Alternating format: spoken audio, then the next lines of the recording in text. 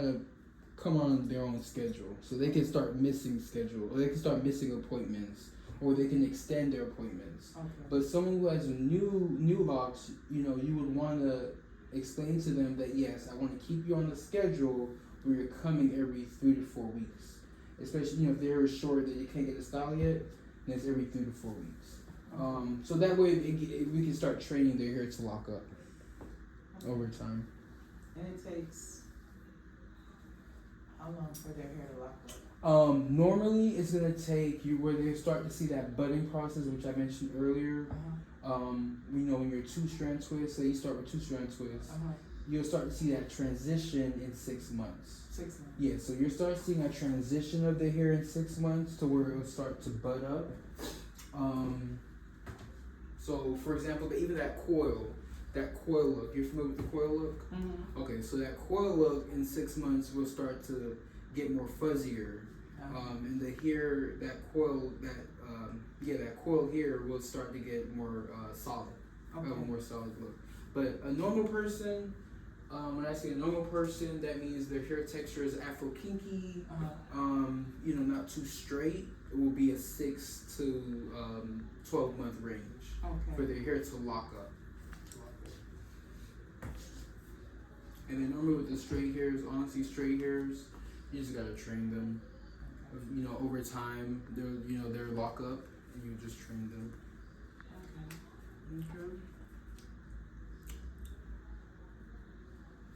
Okay, and then for your styling, now your focus is on your starter locks, which is cool.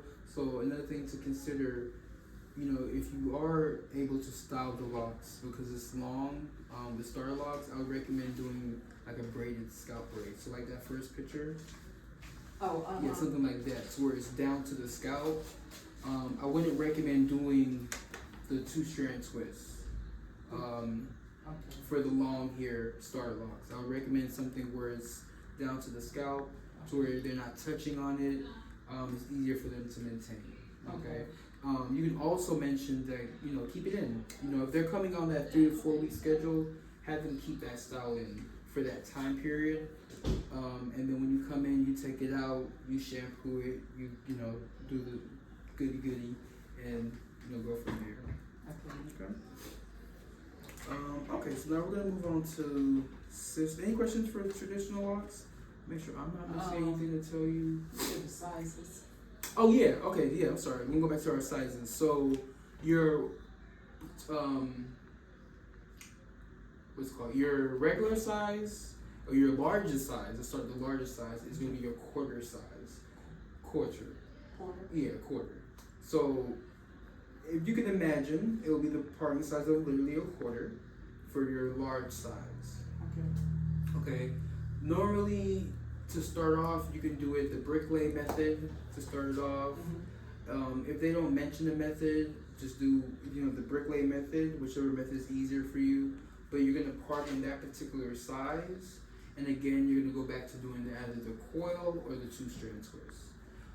That large size is going to make the locks thicker as they grow out. So that's basically what the size is going to determine for you. How thick your locks are going to be as they mature. For your medium size, it's more of your nickel base size. That's your traditional size. So that's where we get the term traditional locks from. But that's your not too big, not too small locks. And if you have a client that doesn't, you know, or someone who's unfamiliar with what size to get, I would recommend choosing that size. It's easier to do too, you know. I feel like as you're doing the star locks, it's easy to do traditional size.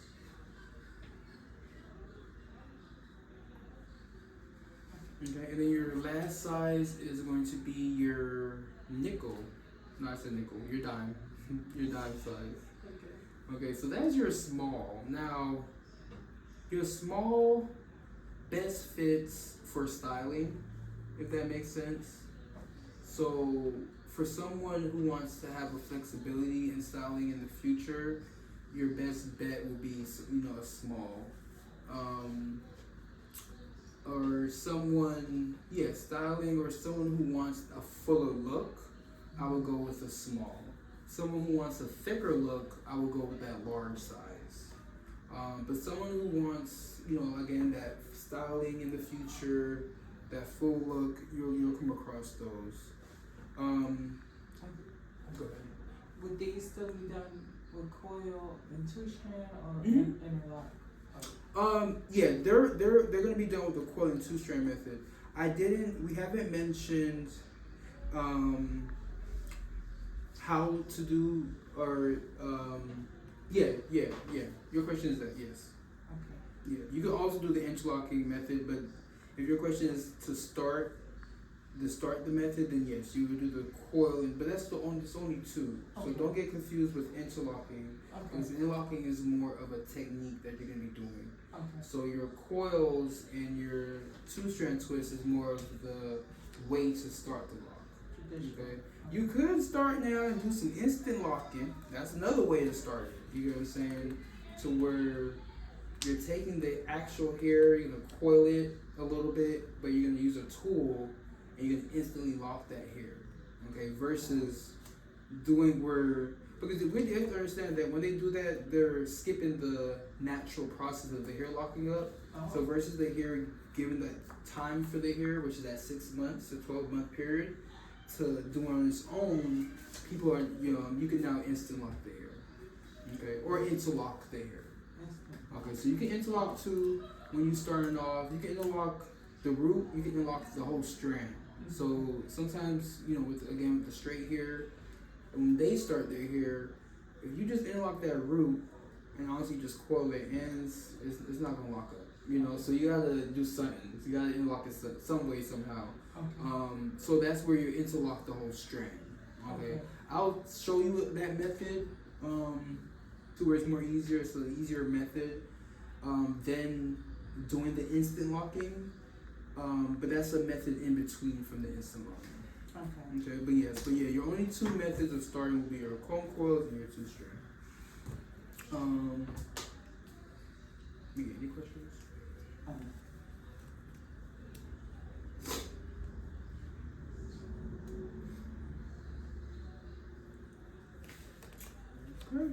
Good. You good? Okay, cool. Alright, so we're gonna move on to sister locks. These are the uniform locks that require precise grid parting and a patent interlocking technique. These are incredibly versatile, especially for clients who want to look like the mimics loose natural hair in movement and styling. As a certified sister lock stylist, you'll become a part of a global network. You offer luxury, highly detailed experience that often comes with long-term relationship with the clients. So on that last part, you'll become a part of a global network.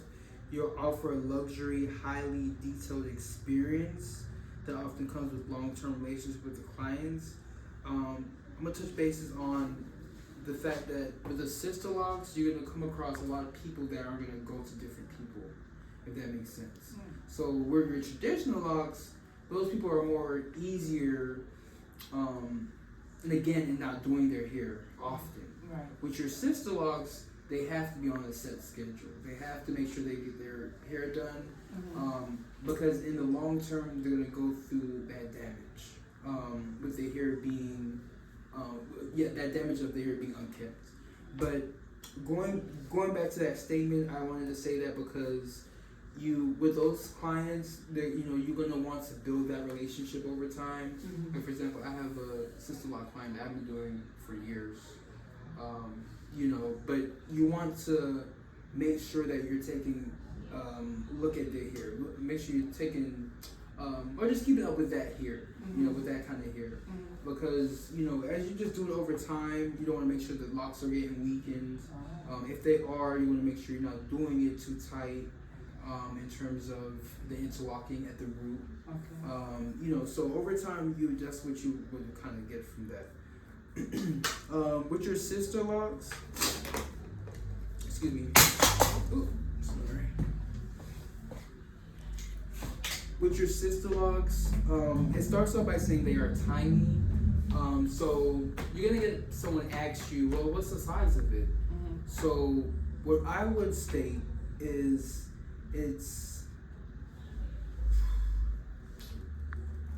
what I would really state is it's the tip of a pencil. Literally, it's the tip of a pencil. But they come in different sizes. So you'll have your traditional sister locks where they're very, very small, very, very tiny. They have now something called micro locks, which we're going to talk about on number 5. But that's what we call our mini locks here at Locs for Life. We call them mini locks, and I would describe that being half of a dime. So half of a dime size would be your mini locks. Okay. So your sister locks would be half of a dime. You know, something similar to that. But to get an idea, you guys, on the back row, that last back row, it could be up to 10 locks on that last back row. To where that's your sister locks, or up to like about 1, 2, 3, 4. Shit, even more. Yeah, up to like 10, 15 locks on that back row. You know, for that size. So, you know, with that, we'll talk about time. When it comes to doing that maintenance on there here, will take you about 2 hours. It takes me about 2 hours. But if anything, about 2 to 4 hours. It should take someone to do some sister locks. Your traditional locks should take you about an hour. You know, normally 30 minutes to an hour. Okay. But yeah. Because how I would do it, and what's funny, you know, again, everyone has their own different ways. You know, I'm here to teach you guys my ways and how I would do it. But with the sister locks, if I ever come across some sister locks, I'm gonna have to retwist everything first. So I retwist everything first. Now, I'm not using no clips and stuff to make it look neat or anything. I'm just getting it out the way so I can have a neat parting. And then I go back and I do my interlocking. So when you say you retwist, you mean actual palm roll? Yeah. Oh. So I palm roll everything first, and then I'll go back and do the interlocking. Cause you have some people who would just do it one by one, you know, twist, interlock as they go. But it's easier for me to retwist everything. And then jump back in, use my tool, and that'll be good. Okay. Any questions? Oh yeah. So they have their hair.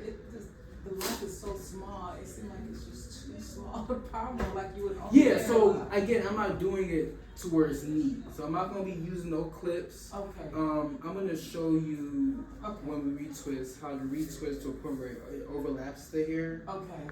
But that would be something where I'll be doing. So I'll retwist it,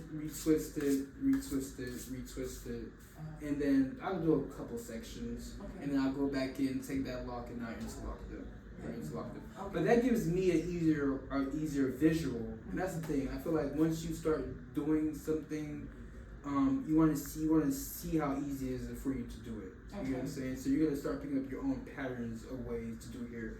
I don't know anyone who kind of starts from the top to retwist, but I would normally start from the back to retwist. If that makes sense. Yeah. So people start from the top. Yeah, I don't know. But I'll start from the back. I'll start from the back left side. People probably start from the back right side. I don't know. Yeah. But with me, with the sister locks, that's easier. But it is true. You don't want someone coming in just to get You don't want someone good. You don't want someone coming in just to get a retwist on sister locks. Okay, because you get to explain to them what you just said, that you know it's gonna unravel quickly. You know, because the hair is so small. Retwist. Right. Yeah, retwist. So you don't want your sister locks getting retwist. They can, but you don't want them paying for that. Now, when I say they can, that means someone's probably at home who has sister locks who probably retwist their front to make it look nice and neat because they want to go do their maintenances yet, their interlocking. But in terms of someone coming in to a salon to get their maintenance, you want them to get that interlocking method. Okay. Because again, like you mentioned earlier, you know, it is gonna unravel as quick because it's so small. Yeah. Okay. Or if they sweat out, It's you know, it's so small. Or swimming? Yeah, it would just whoop, go back to where it was. Okay. Okay. Okay, so freeform league. Did we go on sister locks? Any questions? You said I gotta get certified? No. As a certified sister lock stylist, however you, no, you don't have to get certified, but going through what you're going through, you'll understand. Okay. You know the methods and everything within Okay. doing the hair, the Okay. sister locks. Okay. Okay, so we're gonna move on to freeform locks. We'll pause this. Ooh. Oh.